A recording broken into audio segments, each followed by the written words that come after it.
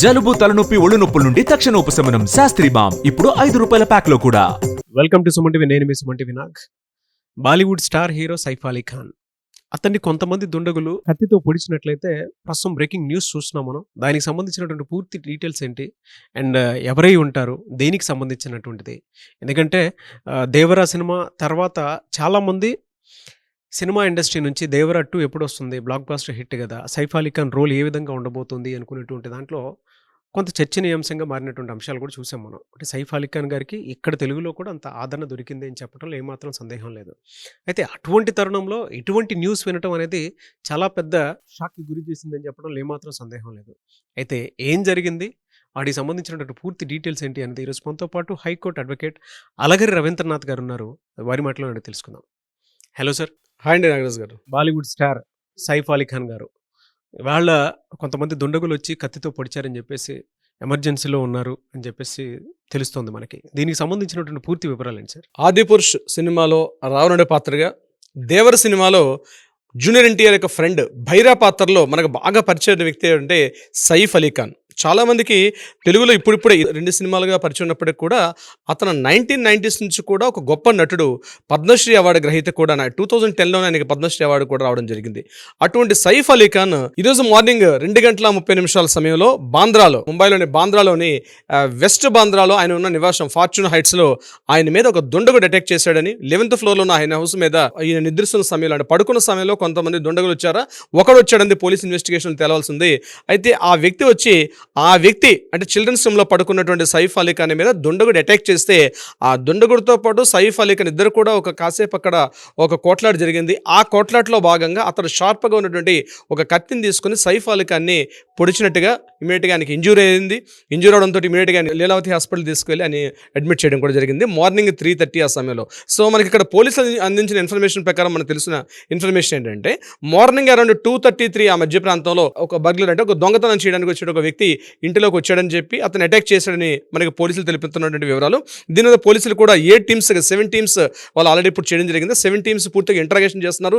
ఇంట్లో పనిచేస్తున్నటువంటి వర్కర్స్ మీద, అదేవిధంగా ఎవరెవరైతే ఇంటికి వచ్చారో, ఏం చేస్తున్నారు అన్ని విషయాల మీద కూడా పోలీసులు తీవ్రంగా ఇంటరాగేషన్ 7 టీమ్స్గా డివైడ్ చేస్తున్నారు. అయితే ఇప్పుడు మనకు పోలీసులతో పాటు అక్కడ హాస్పిటల్ యాజమాన్యం ఏదైతే మనకి లీలావతి హాస్పిటల్ ఉంటే అక్కడ ఇచ్చిన నీరజ్ ఉత్మాని అని చెప్పి అతను ఇచ్చిన ఇన్ఫర్మేషన్ ప్రకారం ఏంటంటే సైఫ్ అలీ ఖాన్ గారి బాడీ మీద పూర్తిగా తీవ్రంగా 2 గాయాలు చాలా తీవ్రంగా ఉన్నాయి. ఇక మిగిలిన 4 చోట్ల మామూలు స్వల్ప గాయాలు ఉన్నప్పటికీ కూడా తీవ్రమైన గాయాలు, ఈవెన్ దో స్పైన్ కార్డు కూడా టచ్ చేసినట్టుగా గాయాలు ఉన్నాయని చెప్పి ఇప్పుడు మనకు అందిన తాజా న్యూస్ ఏంటంటే ఆయన బాడీ నుంచి 2 to 3 పీసెస్ ఉన్నట్టు ఒక షార్ప్ ఒక ఎడ్జ్ కూడా ఆయన ఇప్పుడు జస్ట్ సర్జరీ అయింది.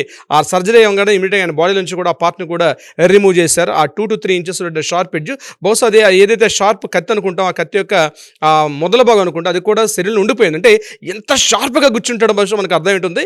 అయితే ఇమీడియట్గా ఆ షార్ప్ పార్ట్ని తీశారు. దీంతో పాటు సర్జరీస్ కూడా అయినాయి. At the same time cosmetic surgeries కూడా అవుతున్నాయి. అయితే ప్రాణాపాయం అయితే తప్పింది. ఇప్పుడు మనకు అది ఇన్ఫర్మేషన్ ఏంటంటే పోలీస్ అంటే హెల్త్ బులెటిన్ రిలీజ్ చేశారు అక్కడ లీలావతి హాస్పిటల్లో. ఆ డాక్టర్స్ చెప్పిన ఇన్ఫర్మేషన్ ప్రకారం ఆయనకి ప్రాణాపాయ స్థితి నుంచి అయితే బయటపడ్డారు. బట్ స్టిల్ ఆయన మాత్రం సిచ్యువేషన్లో బాగాలేదు. అయితే ఇక్కడ సైఫ్ అలీ ఖాన్ గారి తాలూకా కొంత విషయం నేను మీకు వివరించే ప్రయత్నం చేస్తాను. ప్రధానంగా సైఫ్ అలీ ఖాన్ గారు చాలామంది తెలియని విషయం ఏంటంటే ఆయన ఒక రాజకుటుంబీకుడు, ఒక నవాబ్ వంశస్థుడు. ఆయన ఒక ప్యాలెస్ ఉంది, ఆయనకు సుమారుగా ఒక 11,000 కోట్ల ఆస్తిపరుడు సైఫ్ అలీ ఖాన్. చాలామందికి తెలియని విషయం చెప్తున్నాను. అంటే ఆయన పుట్టుకతోట గోల్డెన్ స్పూన్, ఒక నవాబ్ వంశంలో ఒక రిచ్ పర్సన్ ఆయన పుట్టాడు. రిచ్ పర్సన్గా పుట్టి కూడా ఈ యొక్క రంగంలోకి రావడం జరిగింది, సినిమా రంగంలోకి. వాళ్ళ ఫాదర్ కూడా మన్సూర్ అలీ ఖాన్ పటోడ్ అని చెప్పి ఆయన కూడా ఒక క్రికెట్ ప్లేయర్. ఒకప్పుడు ఇండియన్ క్రికెట్కి ఆయన కూడా ఒక క్రికెట్ ప్లేయర్గా పనిచేస్తాడు. వాళ్ళకి హర్యానాలో పెద్ద ప్యాలెస్ కూడా ఉంది, పటోడీ ప్యాలెస్ అని చెప్పి సుమారుగా ఒక 100 ఎకరాల విస్తీర్ణంలో ఒక ప్యాలెస్ కూడా ఉంది. ఇప్పుడు మనం ఎలాగైతే మైసూర్ ప్యాలెస్ ఎలా చెప్తామో, హర్యానాలో కూడా పటోడీ ప్యాలెస్ అంటే అంత పెద్ద ఫేమస్. ఆ ప్యాలెస్కి ఈయన వారసుడు యాక్చువల్గా. So richest person Saif Ali Khan గారు. కొన్ని వేల కోట్ల ఆస్తి కూడా ఆయనకి స్వతహాగా ఆయన సంపాదించడం కాకుండా ఆయన పూర్వీకుల ఆస్తి కొన్ని 100 కోట్ల 1000 కోట్ల ఆస్తి ఉంది ఆయనకి, దీని మీద సంబంధించి సైఫ్ అలీ ఖాన్ గారికి. అయితే సైఫ్ అలీ ఖాన్ గారు యొక్క భార్య ఎవరంటే కరీనా కపూర్ గారు. చాలా మంది తెలియని విషయం, కరీనా కపూర్ గారు. ఈ సంఘటన జరిగిన సమయంలో కరీనా కపూర్ గారు కూడా అదే ఇంట్లో ఉన్నారు. తన ఇద్దరు పిల్లలు, ఒకరు తైమూర్ అలీ ఖాన్ అని, మరి ఇంకొకడు జహాంగీర్ అని చెప్పి ఇద్దరు కూడా ఇంట్లో ఉన్నట్టుగా తెలిసింది. ఇమీడియట్గా కరీనా కపూర్ గారు కూడా ఒక ప్రెస్ నోట్ రిలీజ్ చేశారు. తను కూడా ప్రెస్ నోట్ రిలీజ్ చేసి ఈ యొక్క సంఘటన జరిగింది, తనకు గాయాలు జరిగింది, ఇమీడియట్గా మేము లీలావతి హాస్పిటల్లో జాయిన్ చేయడం జరిగింది కాబట్టి మీడియాలో కూడా ఎక్కువగా రాంగ్ ఇన్ఫర్మేషన్స్ స్ప్రెడ్ చేయదని చెప్పి ఆవిడ రిక్వెస్ట్ చేసి ఒక ప్రెస్ నోట్ కూడా రిలీజ్ చేశారు కరీనా కపూర్ గారు కూడా. సో కరీనా కపూర్ గారికి సైఫ్ అలీ ఖాన్ గారికి మధ్య ఇటీవల కాలంలో కొన్ని విభేదాలు ఉన్నట్టుగా కొన్ని మీడియా కథలు, writer wrong I don't know, but ఏంటంటే కొన్ని వార్తా కథనాలు మాత్రం కంటిన్యూస్గా వస్తున్నాయి కరీనా కపూర్ గారికి at the same time Saif Ali Khan గారికి. ఎందుకంటే 2010లో వీళ్ళకి మ్యారేజ్ అయింది. మ్యారేజ్ అయినప్పటికీ కరీనా కపూర్ గారికి ఇతను ఫస్ట్ హస్బెండ్, కరీనా కపూర్ గారు ఫస్ట్ మ్యారేజ్, ఇతను ఫస్ట్ హస్బెండ్. కానీ అంతకుముందు ఈయనకి మ్యారేజ్ అయింది సైఫ్ అలీ ఖాన్ గారికి అమృతా సింగ్ అని చెప్పి. ఈయనకన్నా 14 సంవత్సరాల వయసు ఎక్కువ ఉన్నట్టు అమృతా సింగ్ తోటి ఈయనకి అప్పట్లో మ్యారేజ్ అయింది. మళ్ళీ వాళ్ళిద్దరు కూడా ఇద్దరు పిల్లలు ఉన్నారు.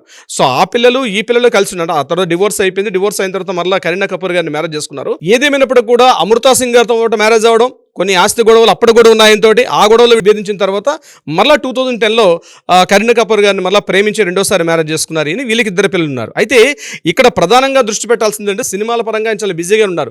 ఇటీవల మనకు వచ్చిన దేవర సినిమాలో కూడా సెకండ్ పార్ట్ 2 కూడా ఆయన ప్రిపేర్ అవుతున్నారు. మీరు ఇంతగా చెప్పినట్టు ప్రోలో చెప్పినట్టుగా స్క్రిప్ట్ వర్క్ మీద కూడా కొంటున్నారు. సో ఇటువంటి సందర్భంలో ఇది కాకుండా మరొక 2 మూవీస్ ఉన్నాయి. ఇది కాకుండా నెట్ఫ్లిక్స్లో ఒక వెబ్ సిరీస్ కూడా ఈయన మీద రెడీగా ఉంది. సో ఈయన బిజీ షెడ్యూల్ ఉన్నప్పుడు కూడా కొంత ఆస్తి తగాదాలు ఉండొచ్చు అనే కోణంలో కూడా కొంతమంది పోలీసులు ఇంట్రాగేషన్ చేస్తున్నారు. ప్రధానంగా ఇంకోటి అంటే ఎవరైనా దొంగ అంటే అన్ఐడెంటిఫైడ్ పర్సన్, అపరిచితుడైన ఒక వ్యక్తి ఇంటిలోకి ధైర్యంగా వచ్చి ఇంటిలోకి ప్రవేశించి 11th ఫ్లోర్లో ఈయన ఉన్నటువంటి హౌస్ మీదకి రావడం అన్నది, అంటే కింద సెక్యూరిటీ గార్డ్స్ ఉంటారు, సీసీ కెమెరాస్ ఉంటాయి, ఇంత ఫుటేజ్ ఉన్నప్పుడు కూడా ఒక అగంతకుడు ఎలా రాగలిగాడు అన్న విషయం మాత్రం ఇప్పుడు కూడా సస్పెక్ట్ చేయాల్సి వస్తుంది. ఎందుకంటే మామూలుగా చిన్న అపార్ట్మెంట్ పెట్టుకుంటే సీసీటీవీ ఫుటేజ్ ఉంటాయి. అటువంటిది ఆల్రెడీ ఒక మల్టీ స్టార్, ఇంతకుముందు మన సల్మాన్ ఖాన్ మీద కూడా ఒక 2-3 సార్లు అటాక్స్ జరిగింది ఇదే సందర్భంలో. అంటే ఇంకో కారణాలు అయ్యుండొచ్చు. కానీ సినిమా స్టార్స్ నేపథ్యంలో ఇటీవల కాలంలో దాడులు అయితే జరుగుతున్నాయి. అవి ఆస్తి తగాదాలు కావచ్చు, లేకపోతే ఇతరత్ర ఏ కారణం అయినప్పటికీ కూడా అది ఇంత పకడ్బందీ వ్యవస్థ, ముఖ్యంగా వెస్ట్ బాంద్రా అనేది చాలా రిచెస్ట్ ఏరియా, చాలా కాస్ట్లీయెస్ట్ ఏరియా. ఇటువంటి సందర్భంలో ఆ రిచెస్ట్ ఏరియాలోకి ఒక అగంతకుడు, అది కూడా సీసీటీవీ ఫుటేజ్ పనిచేస్తున్నాయి, కొన్ని వందల మంది అక్కడ సెక్యూరిటీ గార్డ్స్ పనిచేస్తున్నారు. ఇటువంటి సమయంలో ఆయన 11th ఫ్లోర్కి ఎలా వెళ్ళగలిగాడు, ఆ 11th ఫ్లోర్లో ఈయన ఉన్నటువంటి బెడ్రూమ్ ఎలా తెలుసు ఆయనకి, ఆ బెడ్రూమ్ చిల్డ్రన్స్ రూమ్లో జరిగిందని చెప్తున్నారు. అంటే బెడ్రూమ్ నుంచి మళ్ళీ చిల్డ్రన్స్ రూమ్లోకి వచ్చారు అటాక్ జరిగినప్పుడు. పోలీసు చెప్పిన ఇన్ఫర్మేషన్ అంటే ఈయన బెడ్రూమ్లో పడుకుంటే అక్కడ రావడం జరిగింది.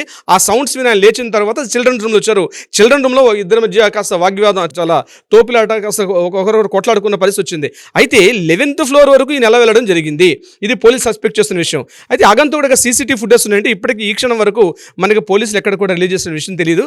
బట్ ఏదేమైనప్పుడు కూడా బయట అనుకున్నట్టుగా ఇది ఎవరు అగంతకుడు తెలియని వ్యక్తులు చేసిన పని అయితే అయిన అవకాశం కూడా లేదు. ఎందుకంటే ఇంత పకడ్బందీగా వచ్చి ఒక పర్సన్ 11th ఫ్లోర్లో ఆయన హౌస్కి అటాక్ చేయడం అనేది ఏదో ప్రీ ప్లాన్ అయి ఉండొచ్చు.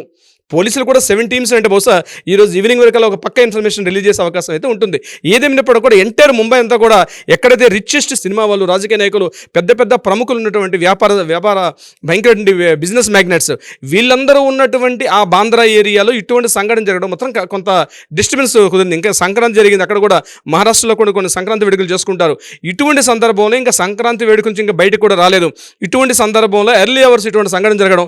అయితే ఒకటి ఏంటంటే మన అందరి ఇన్ఫర్మేషన్ హెల్త్ బులెటిన్లో ఇప్పుడు రిలీజ్ చేసిన ప్రకారం సైఫ్ అలీ ఖాన్ గారు కొంత హెల్త్ నుంచి రికవర్ అయ్యారని చెప్తున్నారు. కానీ ఇటువంటి సంఘటన మాత్రం ఎంటైర్ ముంబై వాతావరణానికి ఒక్కసారి ఉలిక్కిపాటు గురి చేసిందనడంలో ఎటువంటి సందేహం లేదు. ముఖ్యంగా సినిమా యాక్టర్స్ చాలా భయపడుతున్నారు. ఈ సంఘటన ముంబై లాంటి పెద్ద మన భారతదేశంలో ఒక పెద్ద వాణిజ్య నగరం, ఇటువంటి నగరంలో ఇటువంటి సంఘటన జరగడం మాత్రం డిస్టర్బెన్స్ అయితే క్రియేట్ అయింది. అయితే ఏం జరుగుతుందండి, ఏం జరిగి ఉండొచ్చు, నిజంగా అగంత కూడా, లేకపోతే ఆస్తి సంబంధించిన గొడవలా, లేకపోతే ఏమైనా సినిమాటిక్ రైవల్స్ ఉన్నారా, ఇంకా ఇతరత్ర కారణాలు ఏమున్నాయన్నది బహుశా మనం సస్పెక్ట్ చేయాల్సింది. మరికొద్ది సేపట్లో మనకి ఇన్ఫర్మేషన్ తెలుస్తుంది. అందుకని మనం కూడా అందజేసే ప్రయత్నం చేద్దాం. నాగరాజ్ గారు, డెఫినెట్గా అండి, ఎందుకంటే సైఫ్ అలీ ఖాన్ గారి గురించి కనుక మనం సెర్చ్ చేసి కనుక చూసినా చాలా విషయాలు తెలుస్తాయి మనకి. చూద్దాం దీనికి సంబంధించినటువంటి పూర్తి అప్డేట్ ఏ విధంగా ఉంటుంది అనేది మరి కొద్దిసేపట్లో తెలుస్తుంది. కాబట్టి anyways thank you so much Ravindranath garu. Thank you so much Nagaraj గారు.